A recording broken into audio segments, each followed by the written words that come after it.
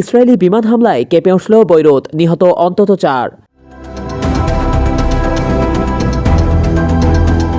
লেবাননের রাজধানী বৈরুতের মধ্যাঞ্চলে শক্তিশালী বিমান হামলা চালিয়েছে ইসরায়েলি বাহিনী।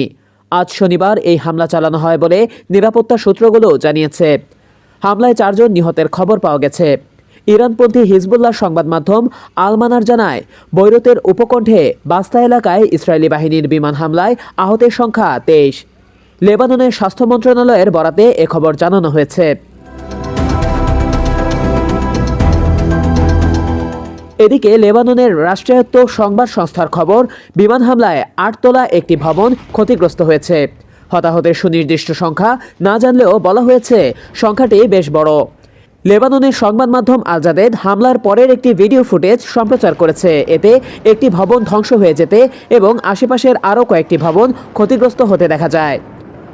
বৈরুতের মধ্যাঞ্চলে এ সপ্তাহে এটি 4র্থ ইসরায়েলি বিমান হামলার ঘটনা। গত শনিবার বৈরুতের মধ্যাঞ্চলে রাস আল নাবা এলাকায় ইসরায়েলি বিমান হামলায় হিজবুল্লাহর গণমাধ্যম শাখার একজন কর্মকর্তা নিহত হন। এছাড়া দেশটির দক্ষিণাঞ্চলের হিজবুল্লাহ নিয়ন্ত্রিত এলাকাগুলোয় কয়েক মাস ধরে জোর হামলা চালাচ্ছে ইসরায়েল। বৈরুতের দক্ষিণ উপকণ্ঠে হামলা চালিয়ে হিজবুল্লাহর বেশ কয়েকজন নেতাকে হত্যা করেছে ইসরায়েল।